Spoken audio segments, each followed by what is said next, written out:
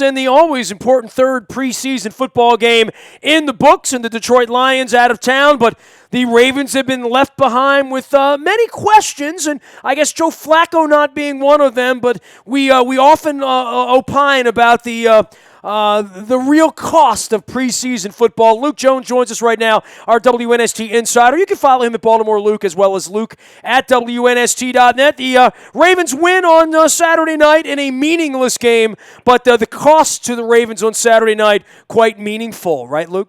It really was, and you think about all the good vibes that you're expecting with the return of Joe Flacco, who looks solid. I thought very solid in his first live game action since November. Terrell Suggs, which we weren't exactly sure we were going to see him in the preseason, but he gets out there for about 10 plays. He looked good. Lots of good vibes in that regard, and you're thinking, okay, well, third preseason game, you win 30-9. You handle a Detroit Lions team that has talent, even if they've they've undergone quite a bit of change over the last year or two. But you look at the injury situation, and right off the bat, they lose Ben Watson on the first offensive play of the game, torn Achilles, done for the season. Non-contact to boot, right? Typically the Achilles injuries are non-contact. So, it's something that was so unfortunate. I know John Harbaugh made his comments about the preseason. That's something that can happen anytime. It can happen to you working out. It can happen in practice, whatever. Just very, very unfortunate. A guy who really their only tight end who didn't have any injury baggage this summer or facing a suspension like Nick Boyle or Darren Waller. He was the one kind of clean option they had at the tight end position. They have plenty of other options. I think they'll be okay there, even with some of the other questions. We can get into that. But just as a man, as a football player, as a leader, which is rare for a newcomer, but you could really tell he had already established a leadership role in that locker room and among those other young tight ends. Really tough to lose him. And then the other one that fortunately doesn't look as bad as Adam Schefter reported Sunday afternoon, torn MCL, 4-week injury for Kenneth Dixon. Now we'll see if he's back in 4 weeks, but at the very least, he avoided a catastrophic kind of injury. That did not look good when Haloti Ngata kind of wrenched on his knee making a tackle at the 1-yard line. Nothing dirty, no malicious intent, but that knee did not look good. And I think for all of us who've watched Kenneth Dixon this summer, I know Terrence West has had a really good summer, but for my money, Kenneth Dixon's been the most exciting running back in camp and probably the most explosive, quick running back the Ravens have had since Ray Rice in his prime. And we've seen that over the preseason games. That's not just something for the backfields for your eyes. Right, exactly. So that's where, you really hate losing him, even if it's only going to be for the first couple games. You hope it is only 4 weeks and he's back for, say, week 3. But, this is a kid who, whenever he touches the ball, looks like he's a threat to take it all the way. And the thing I really like about him, he's not real big, but he doesn't shy away from contact. He runs with a physical style as well. It's not just a guy who is trying to run away from the opponent. He hasn't hesitated to lower his shoulder and gain some extra yardage. So you hate seeing that. And if you're John Harbaugh, I know he's going to take it in stride, and you're not going to make excuses. And yeah, it's part of the game to have injuries, but hard not to think on the same night that you finally get Joe Flacco and Terrell Suggs back on the field after what they went through last year. Hard not to be thinking in the back of your mind, here we go again. How about Harbaugh, man? What has gotten into his Wheaties this year? There's almost a point where, I want to pull him up and man-to-man and say, dude, you have become one of the most outspoken people, not wearing a uniform. Kaepernick had his own statements over the weekend, right, about America. But, this is about the 4th time, and Harbaugh's not a guy that seeks the spotlight, right? He is very grudgingly doing any press conferences, quite frankly. But, dude, he did an hour in Florida at the owners' meetings that made headlines about all sorts of thoughts and policies. He just said on Saturday night what we've been saying here for 20 years, what the customers have been saying, and I think which is the dirty little secret, which is nobody would prefer to play these games, right? No one likes these games except the people that count the money. He's gotten very comfortable in his own skin, and I don't mean that as a knock, but it's very clear that he is comfortable speaking his mind. We've heard him talk. That's kind of cool, I think, don't you? Yeah, absolutely. I like it. We've heard him talk about the CBA for a number of years now, as far as practice time in the building being cut, really hurting a lot of young players, rookies or second-year guys who would would very much benefit from being in the building more. But he went a step further on Saturday night, and he was the first to acknowledge, hey, what happened to Ben Watson was terrible luck. It's something that unfortunately can happen anywhere. So I don't think he was pointing to that as much, but just in general terms, he acknowledged what I think many people have discussed, that the preseason's too long, that it's not a particularly great product to begin with, that the games, he even said the games aren't meaningful in the sense of wins or losses. And, you're putting guys in harm's way. And I think there's absolutely, for him to go as far as to say that if it were up to him, they wouldn't do any preseason games, I was surprised by that. I was definitely surprised by that. I will say that I thought this was interesting because, there's certainly a debate to this. He did concede that, okay, add a couple regular season games if you're going to take away preseason, which would have to be a concession. The NFL is not going to get rid of preseason games without recouping that revenue by having more preseason, by having more regular season games. We talked about the 18-game schedule going back to even 2009. That discussion started, if not before then. But I did think it was very interesting to hear a coach, because we have heard coaches, and I'm not saying Harbaugh or the Ravens, but coaches around the league talk about the value of the games, because you do need to evaluate young players. You absolutely do. I mean, there's no disputing that, but he acknowledged that there are other ways to do that. But no one's putting their $25 million quarterback out there anymore to be a part of that, right? Right. I mean, it's basically, and we saw this with a number of other teams around the NFL this summer, completely healthy quarterbacks didn't play in the first preseason game, and there are even some examples where they barely played at all or didn't play at all in the second preseason game. So it just shows you where this thing is trending. It's been trending this way for a while. I mean, think back to how Brian Billick handled the fourth preseason game as opposed to how John Harbaugh has handled it. Very, very different. And I'm not saying that to be critical of Billick. It's just showing how times have changed in the NFL. And Harbaugh acknowledges, way back when, you had 6 preseason games, you had a longer training camp, but it was a different culture then. Players came to camp to get into shape. Now, the expectation is they are already in shape when they get to training camp. So there has to be some kind of compromise. I'm not sure eliminating the preseason entirely is the solution either, because it was interesting to hear Terrell Suggs kind of say, you kind of do need the preseason a little bit. And I thought that was pretty candid coming from a guy who's going to be 34. He's been in the league 14 years now. He's played in 40 of these games, right? Over the years, right? Yeah. So for him to acknowledge that, he thought he needed to get out there for Saturday night's game. So there probably is a compromise. Where that lies, is it 2 preseason games? Is it 3 preseason games, and one of those is specifically designated for rookies and first-year players who don't have a full accrued season? Maybe that's a compromise.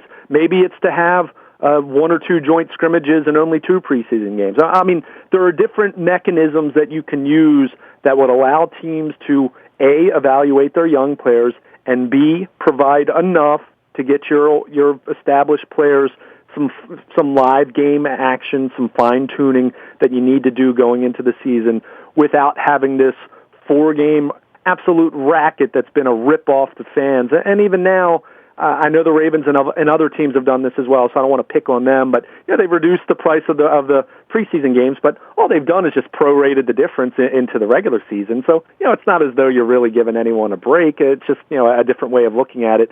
But these games have, for the longest time, have had the full price of a regular season game, and the entertainment value is a fraction of that. So, and it's put a lot of guys in harm's way. You look at what the Ravens have dealt with, look at what countless teams have dealt with over the years where they've lost, whether it's a starting quarterback or a starting wide receiver or, your top pass rusher. Your season can be all but ruined before you even get out there for week 1. Hey, man, I was there the night Michael Vick got torn up by Adelis Thomas in Atlanta back when I used to go to these shams. Absolutely. Yeah.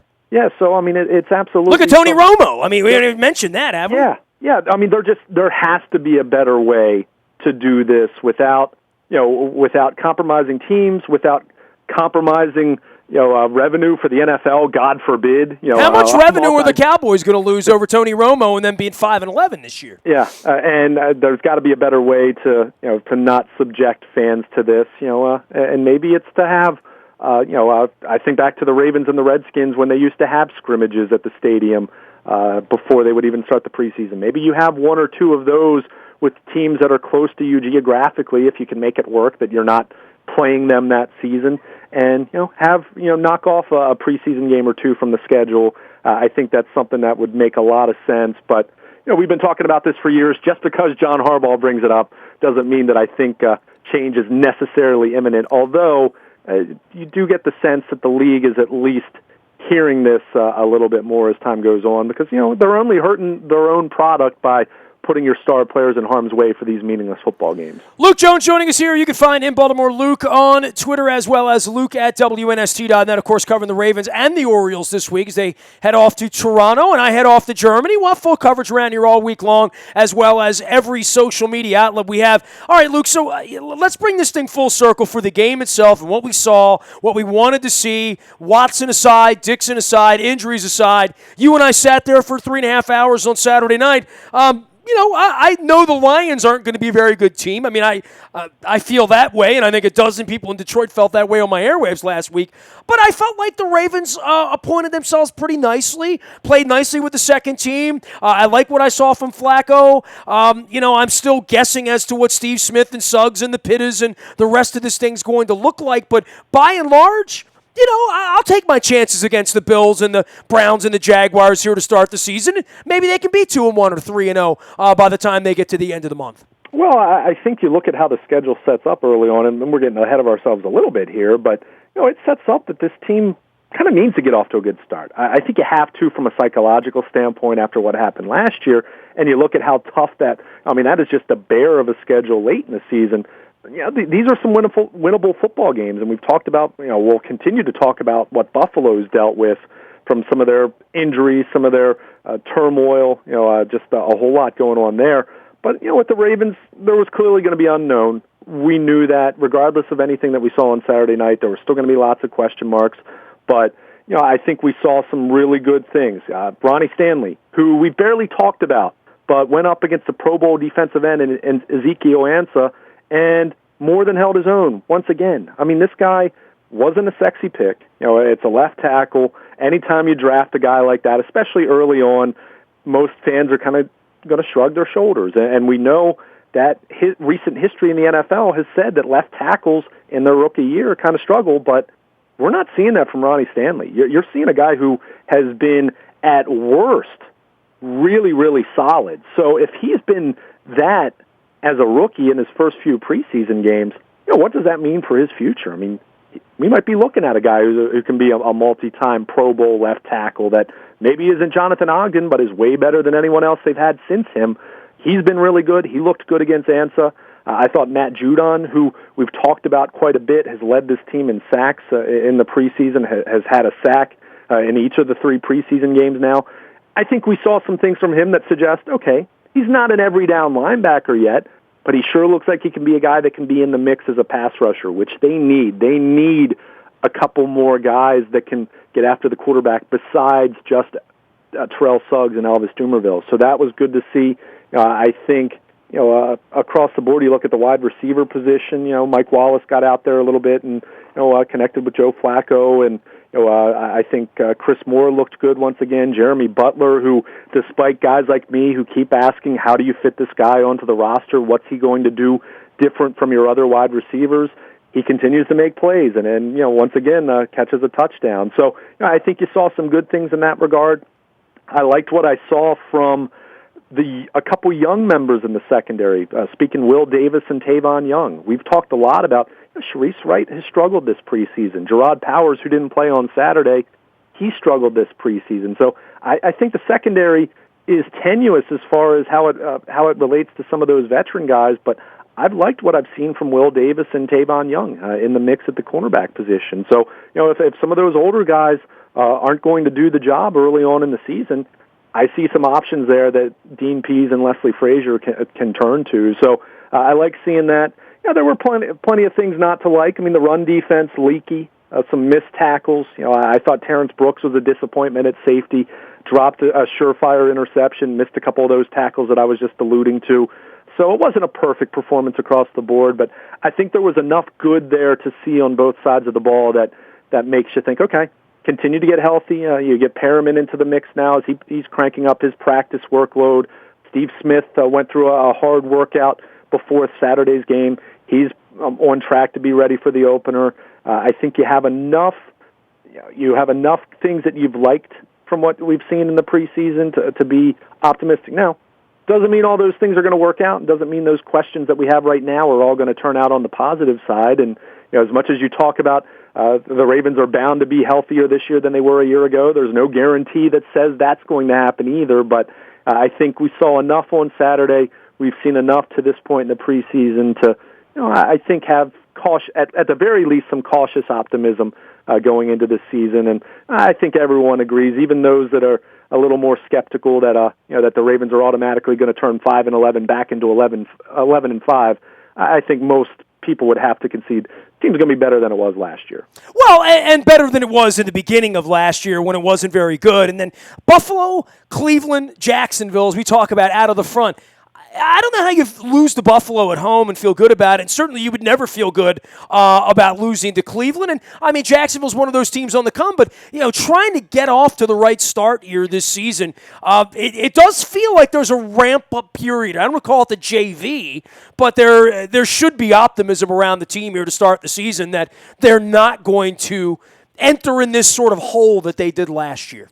Yeah, I mean, you would hope not. I mean, my goodness, from the simple fact that their schedule is more favorable this year. I mean, they were 5 of their first 7 on the road. I mean, 4 of those games were out west. I mean, look, that doesn't excuse the way they played. As I've pointed out over and over, I'm not the guy that just says, oh, they were injured last year. That's the reason why they had a bad season. They were having a bad season before the injuries piled up, but at the same time, those were close games. Those were games that they weren't getting blown out. They weren't getting the barn door blown off of the hinges.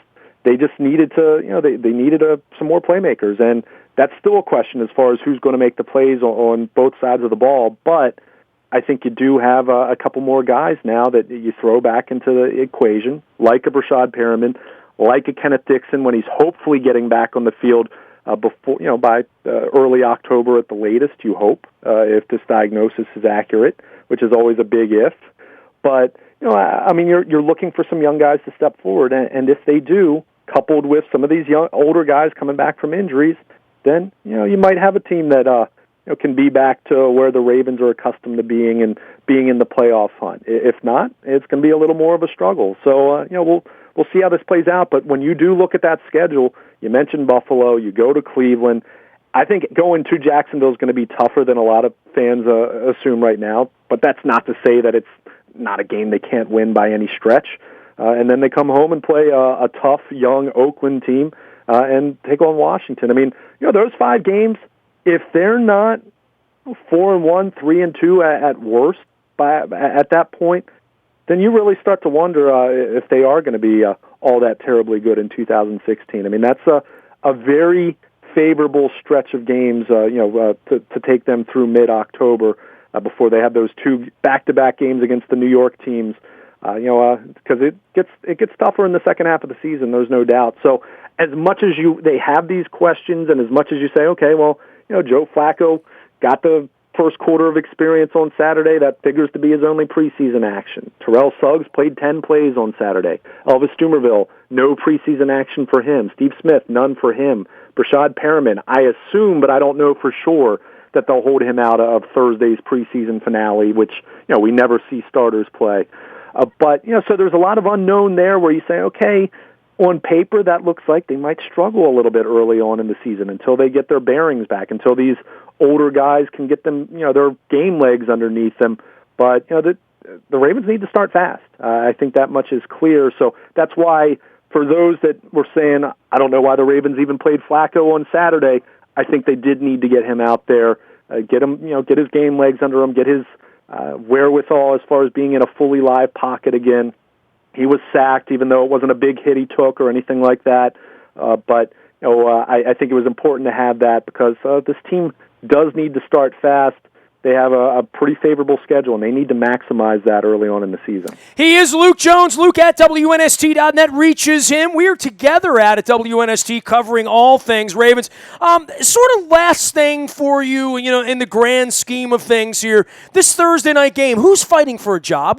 What's left for the outside of this roster, as we know, because there were a lot of guys at tight end and wide receiver, running back, and some of the skill positions that folks aren't as maybe lined up with the special teams. And I know Anthony Levine made a nice name for himself again on Saturday night. We've seen Jeremy Butler and just some other names of guys, wondering who's safe and who's not safe here, Luke. Yeah, I mean, I think, just kind of go through each position. I'll give you a rundown. I mean, I think the backup quarterback thing, I think we would have seen Josh Johnson much earlier than we did if he were seriously pushing Ryan Mallett. I mean, that's just what my gut's telling me.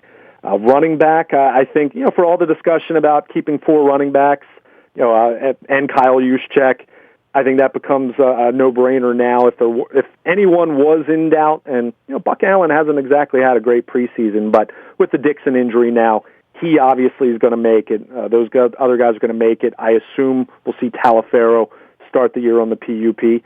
Wide receiver, I mean, I don't know what else Jeremy Butler can do to make this team. One thing I will point out, he only saw 2 special team snaps on Saturday night, and if he's going to be the 7th receiver on the roster, I would imagine he's going to have to be a guy who plays special teams. So that's just something to keep in the back of your mind.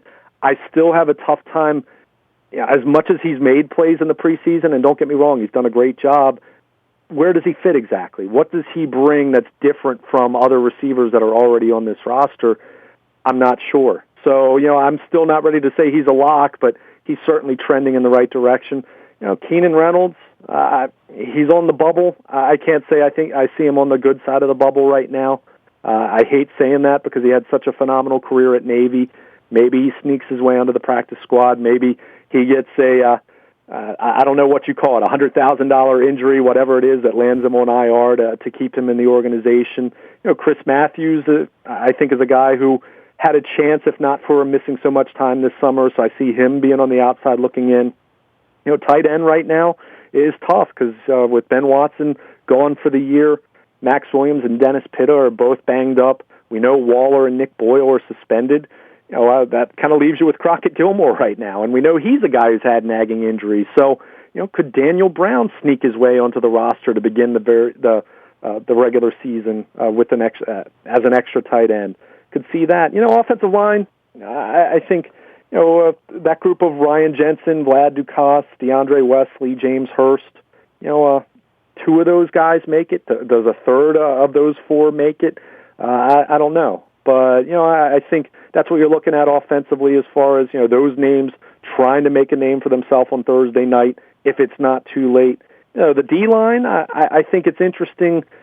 Willie Henry's a 4th-round pick, but I'll be honest, I haven't seen a whole lot from him this summer. And does he sneak? Does he make the 53-man roster? Is he a guy that they try to come up with an IR scenario? Even though that doesn't happen quite as often as fans make it out to be.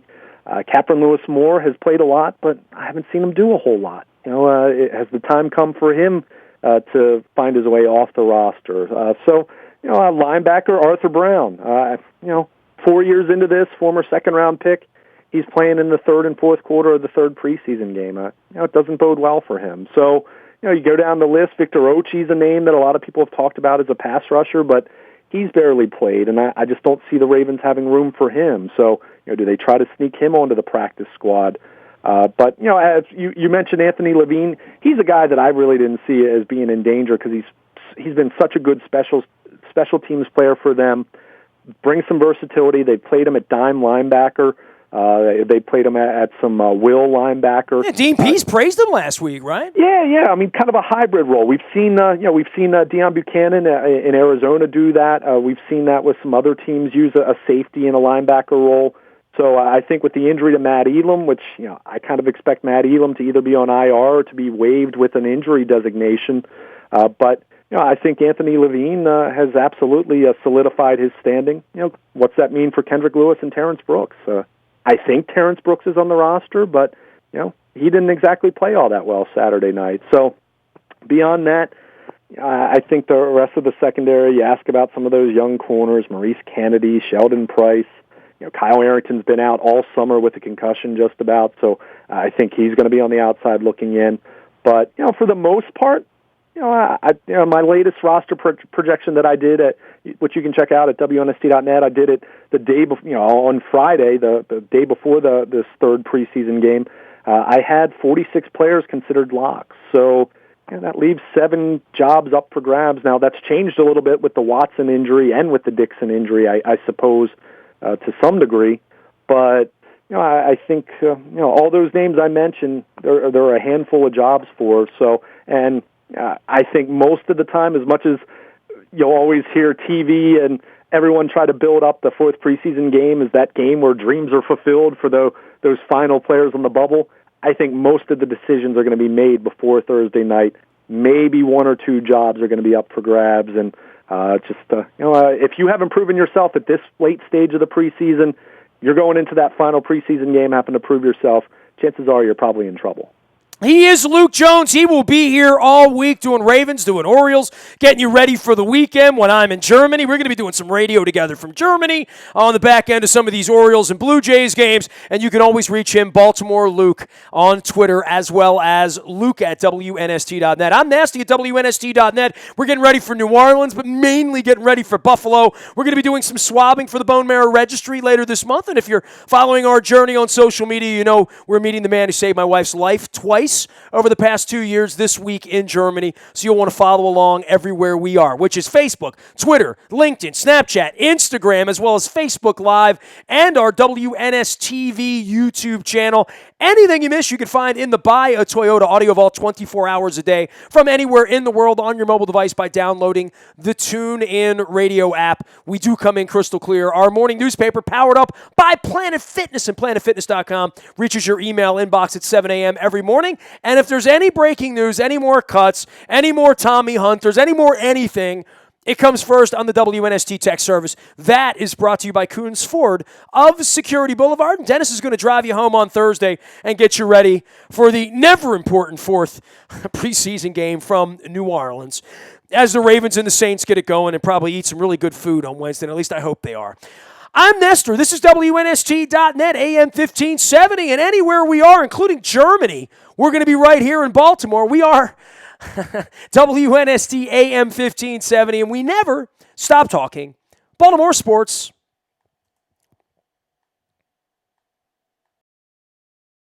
Baltimore and if you know I'm getting on a big old jet airplane and headed to Europe for the week. I will be in Germany meeting the man who has saved my wife's life twice, and you can follow that journey out on Facebook and Twitter.